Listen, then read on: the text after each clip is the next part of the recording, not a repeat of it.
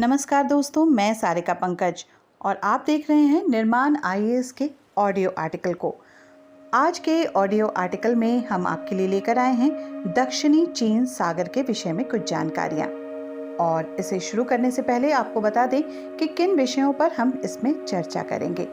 पहला है दक्षिणी चीन सागर की भौगोलिक अवस्थिति, दूसरा है आर्थिक और सामरिक महत्व, तीसरा है दक्षिणी चीन सागर में विवाद क्यों और किसके मध्य है, चौथे में हम जानेंगे कि 9 डैश लाइन क्या होता है, पांचवा विवादित क्षेत्र और द्वीप कौन कौन से हैं, छठा है दक्षिणी चीन सागर की प्रमुख जल संधियां क्या हैं, सातवां करा कैनाल प्रोजेक्ट क्या है, आठवां है समुद्री कानून पर संयुक्त राष्ट्र कन्वेंशन क्या है, नवा जिसका आपको सबको इंतजार रहता है यूपीएससी प्रीलिम्स परीक्षा अभ्यास प्रश्न। तो आइए शुरू करते हैं सबसे पहले से। दक्षिणी चीन सागर की भौगोलिक स्थिति। ये दक्षिण पूर्वी एशिया में पश्चिमी प्रशांत महासागर का एक महत्वपूर्ण भाग है। ये चीन के दक्षिणी भाग, वियतनाम के दक्षिणी एवं पूर्वी भाग, फिलीपींस के पश्चिमी और बोर्निया द्वीप समूह के उत्तरी भाग में अवस्थित है। ये समुद्री इलाका सिंगापुर और मलक्का जलडमरू मध्य से लेकर ताइवान जलडमरू मध्य तक 35 लाख वर्ग किलोमीटर में फैला है, जिसमें स्पार्टले और पारासिल जैसे द्वीप शामिल हैं। चीन गणराज्य Taiwan, Philippines, Malaysia, Brunei, Indonesia, Singapore और वियतनाम की सीमाएं दक्षिण चीन सागर को लगती हैं। ये पूर्वी चीन सागर के साथ ताइवान जल संधि द्वारा, फिलीपींस सागर के साथ लुजान जल संधि द्वारा जुड़ा हुआ है। अब समझते हैं दक्षिणी चीन सागर का आर्थिक महत्व क्या है। ये प्राकृतिक संसाधनों से संपन्न है। यूएस एनर्जी इंफॉर्मेशन एडमिनिस्ट्रेशन के अनुसार यहाँ के समुद्र तल में कम से कम 11 बिलियन बैरल तेल तथा 190 ट्रिलियन क्यूबिक फीट प्राकृतिक गैस और मूंगे के व्यापक भंडार मौजूद हैं। दक्षिणी चीन सागर विश्व का एक महत्वपूर्ण समुद्री मार्ग भी है। चीन के 80% से अधिक तेल आयात इसी मार्ग से गुजरते हैं। दक्षिणी चीन सागर प्रशांत महासागर और हिंद महासागर के बीच स्थित बेहद अहम कारोबारी इलाका भी है। दुनिया के कुल समुद्री व्यापार का 20% हिस्सा यहाँ से गुजरता है। 2016 में दक्षिणी चीन सागर से होकर 6 खरब डॉलर का समुद्री व्यापार गुजरा था। इस इलाके में अक्सर अमरीकी जंगी जहाज गश्त लगाते हैं ताकि समुद्री व्यापार में बाधा न पहुंचे, मगर चीन इसे अमेरिका का आक्रामक रवैया कहता है। दुनिया भर में जो मछलियां पकड़ी जाती हैं उनका 12% हिस्सा दक्षिणी चीन सागर में ही होने का अनुमान है। दक्षिणी चीन सागर को लेकर क्या विवाद है? चीन की साम्यवादी सरकार 1947 के एक पुराने नक्शे के सहारे दक्षिणी चीन सागर पर अपना दावा करती है। दक्षिणी चीन सागर कई दक्षिण पूर्वी एशियाई देशों से घिरा हुआ है। इनमें चीन, ताइवान, फिलीपींस, मलेशिया, इंडोनेशिया और वियतनाम शामिल हैं। 1947 में चीन ने एक मैप के जरिए इसकी सीमा का दावा पेश किया, जिसमें लगभग पूरे इलाके को शामिल कर लिया। कई एशियाई देशों ने इस पर असहमति जताई थी। इसके पूर्वी तट पर वियतनाम और कंबोडिया हैं, पश्चिम में फिलीपींस, उत्तर में इंडोनेशिया के बंका और बैतूल आइलैंड लगे हुए हैं। सन 1982 के यूनाइटेड नेशनल कन्वेंशन कौन से थे? On the law of the sea के अनुसार किसी देश की पहुंच अपने समुद्री तटों से 200 नॉटिकल मील की दूरी तक होगी। इस ट्रीटी को चीन, वियतनाम, फिलीपींस और मलेशिया सभी ने मंजूर किया है, लेकिन अमेरिका ने मंजूर नहीं किया है। चीन, ताइवान और वियतनाम तीनों देश पर अपना अपना दावा पेश करते रहे हैं। ज्ञात हो कि दक्षिणी चीन सागर में नेचुरल गैस, पेट्रोलियम और अन्य समुद्री संसाधनों का विशाल भंडार है। आइए अब समझते हैं कि 9 डैश लाइन क्या है। 9 डैश लाइन चीन द्वारा दक्षिणी चीन सागर में खींची गई एक काल्पनिक रेखा है। एक सीधी रेखा के रूप में न खींचकर इसे 9 डैश में पूरा किया गया है। चीन ने 9 लाइन के जरिए साउथ चीन सागर की घेराबंदी कर रखी है। ये लाइन चीन ने द्वितीय विश्व युद्ध में जापान की हार के बाद 1947 में खींची थी। ये रेखा दक्षिणी चीन सागर से लगने वाले देश Philippines, Taiwan, Vietnam, Malaysia, Indonesia तथा सिंगापुर के आधिकारिक 200 समुद्री मील के क्षेत्र से होकर गुजरती है तथा दक्षिणी चीन सागर के कुल भाग के 80% पर चीन का दावा घोषित होता है। इस कारण ये रेखा अंतर्राष्ट्रीय विवाद का कारण बनी हुई है। आइए अब समझते हैं कि दक्षिणी चीन सागर में प्रमुख विवादित द्वीप और क्षेत्र कौन कौन से हैं। स्पार्टले द्वीप समूह, ये द्वीप समूह रीफो समुद्र से बाहर उठने वाली चट्टानों तथा एटोलों वाला द्वीप समूह है, जिसका सबसे बड़ा द्वीप इतु अम्बा है। इस आइलैंड द्वीप पर मलेशिया, ताइवान, चीन, फिलीपींस, ब्रुनोई तथा वियतनाम जैसे देश अपना अपना अधिकार स्थापित करने हेतु प्रयासरत हैं। इन देशों का कहना है कि ये आइलैंड उनके देश का हिस्सा है। वहीं चीन द्वारा इस द्वीप पर कई निर्माण कार्य किए गए हैं और चीन ने इस द्वीप पर एक हवाई पट्टी का भी निर्माण किया है। पारासेल द्वीप, ये द्वीप दक्षिणी चीन सागर के उत्तर पश्चिमी कोने में अवस्थित है, जो चीन, ताइवान और वियतनाम के मध्य विवाद का क्षेत्र है। पारासेल पर इस वक्त चीन का नियंत्रण है, जिसे 1974 से इस आइलैंड पे कब्जा जमा रखा है।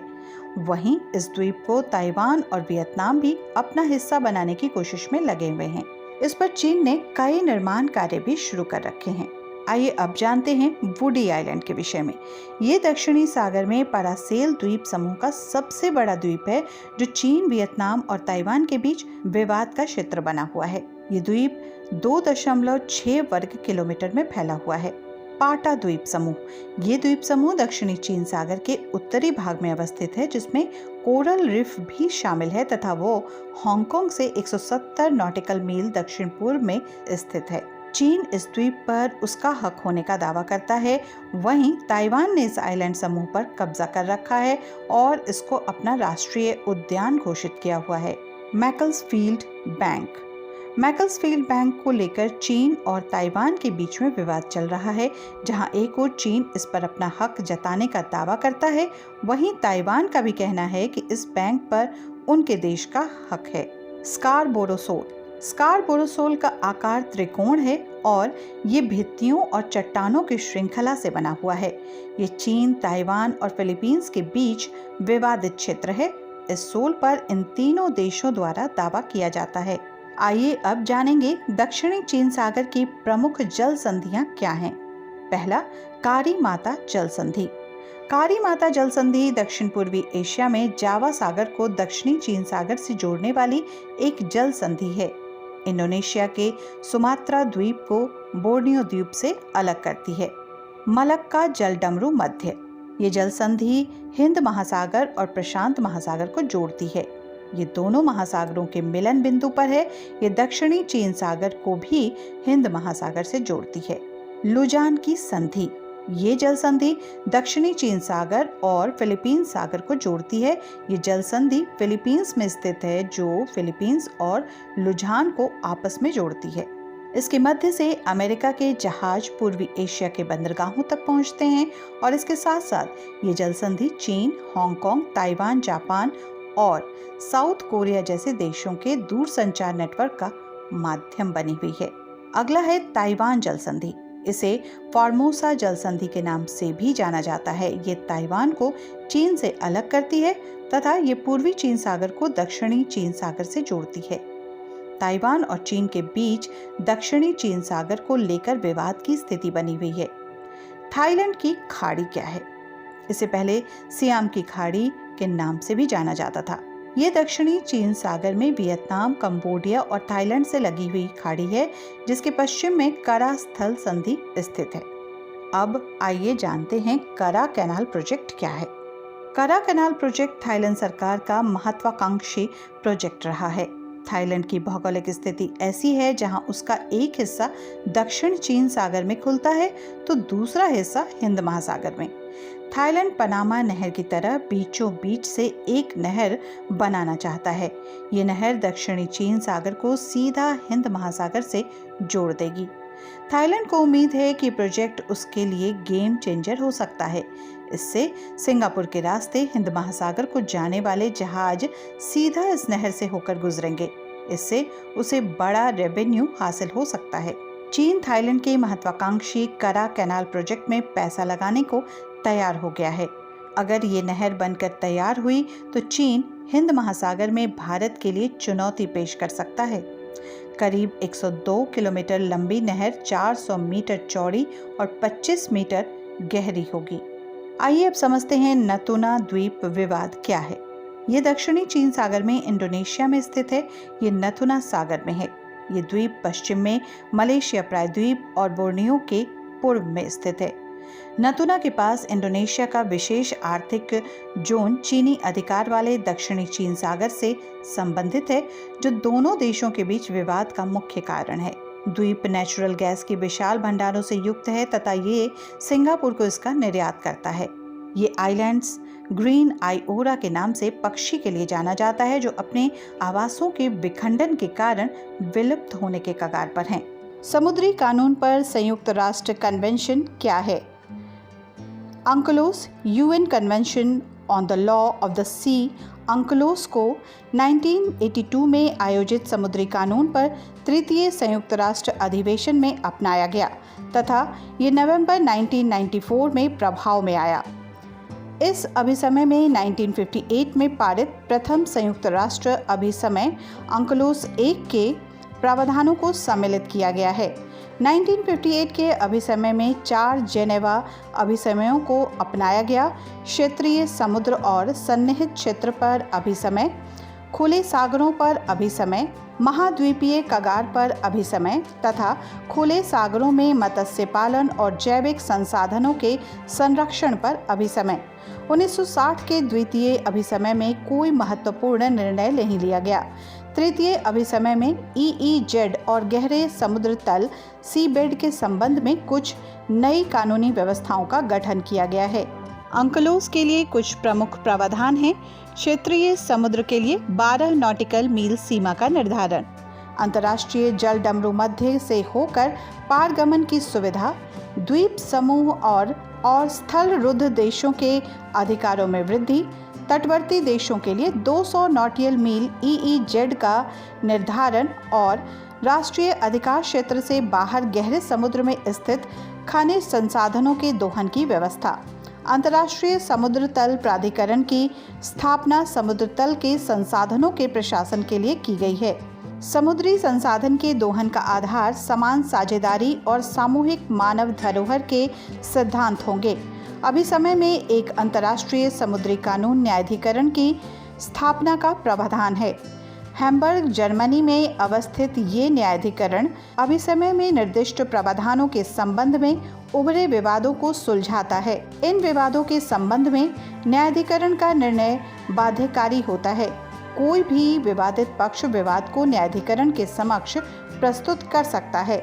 आइए अब जानते हैं आज का प्रश्न क्या है। UPSC prelims practice question. दक्षिणी चीन सागर के संदर्भ में दिए गए कथनों पर विचार कीजिए।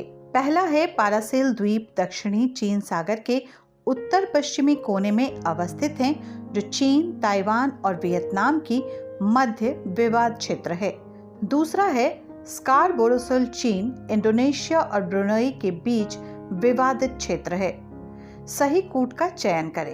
ए केवल 1, बी केवल 2, सी 1 और 2 दोनों, डी न तो 1 न ही 2। इस प्रश्न का उत्तर कमेंट बॉक्स में दें। इसी के साथ आज के वीडियो से दीजिए इजाजत। नमस्कार।